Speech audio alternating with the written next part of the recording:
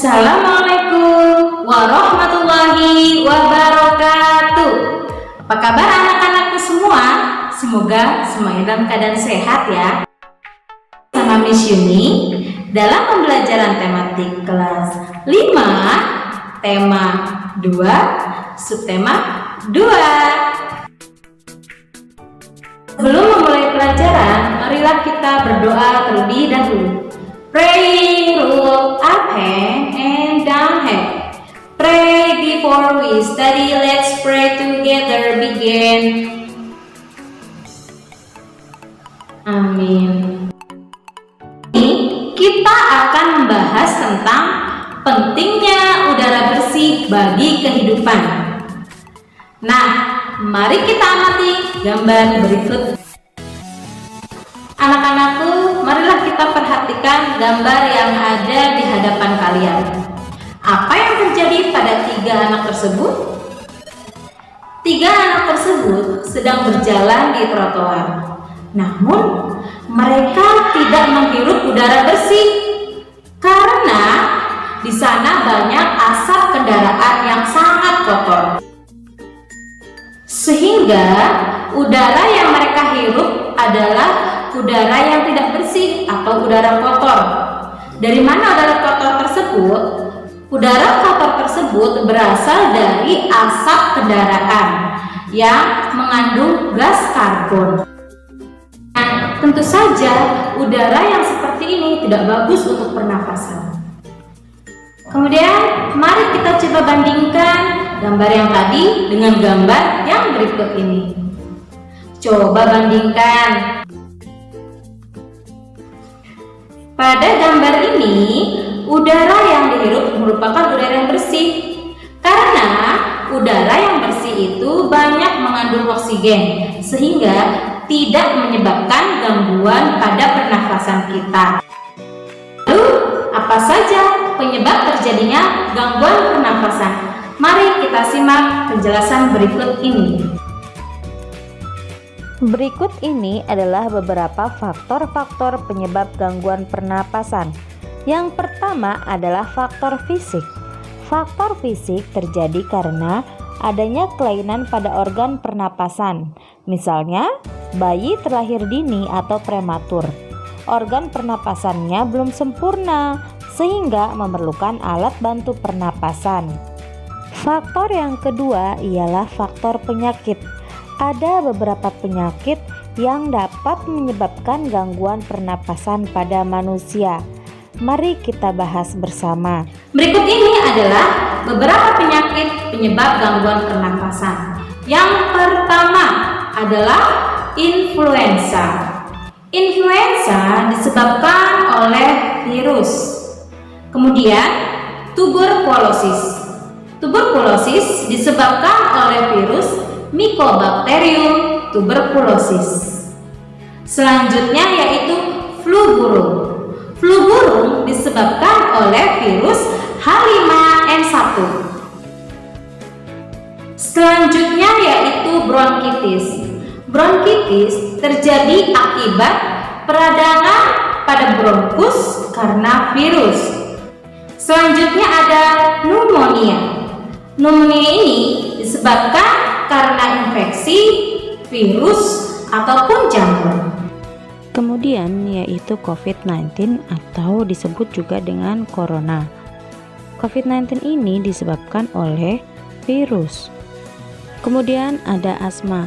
Asma ini disebabkan karena terjadinya penyempitan saluran pernapasan. Lalu ada kanker paru-paru. Kanker paru-paru terjadi karena pertumbuhan sel tak terkendali dalam paru-paru. Faktor-faktor penyebab gangguan pernapasan yang terakhir adalah faktor lingkungan. Udara tercemar menyebabkan ketersediaan oksigen menipis sehingga kita merasa sesak saat bernafas. Nah, mari kita perhatikan gambar berikut ini. Berikut ini adalah gambar beberapa tarian tradisional yang ada di Indonesia. Hampir semua tarian di Indonesia atau tarian Nusantara menggunakan properti dalam tariannya. Apakah itu properti? properti adalah segala kelengkapan atau peralatan yang digunakan ketika pertunjukan tari. Properti tari merupakan salah satu unsur pelengkap dalam sebuah tarian supaya tariannya terlihat lebih indah. Apa sih fungsi properti tari? Fungsi properti tari adalah sebagai pelengkap busana tari. Kemudian, penari dapat menyampaikan ide dan makna gerakan dalam tarian agar mudah dipahami penonton, lalu menghidupkan karakter yang dibawakan dan menambah keindahan dalam tarian. Jenis-jenis properti tari. Jenis properti tari dibagi menjadi dua, yaitu jenis senjata dan jenis lainnya. Jenis senjata contohnya pedang, keris, tombak, rencong, busur, anak panah, dan sebagainya. Dan jenis lainnya adalah topeng, piring, selendang, payung, lilin, tongkat, dan sebagainya. Nah, sekarang mari kita lihat gambar berikut ini. Nah, sudah dilihat gambarnya. Di sini yaitu terdapat masyarakat yang sedang melaksanakan kewajibannya, yaitu bekerja bakti.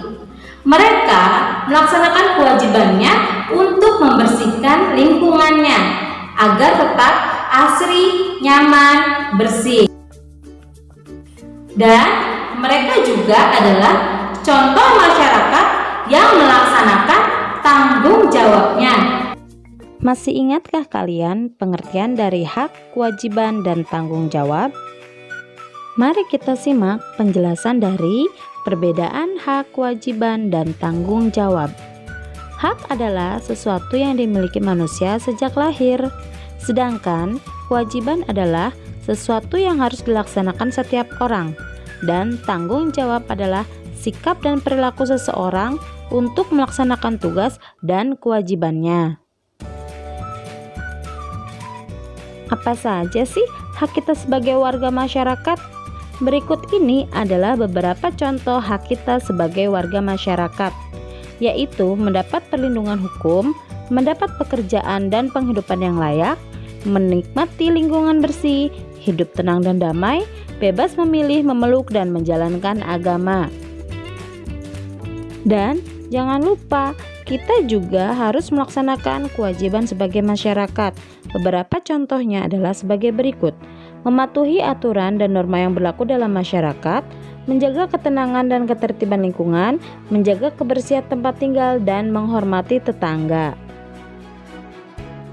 Nah, sekarang kita akan membahas tentang jenis-jenis usaha ekonomi.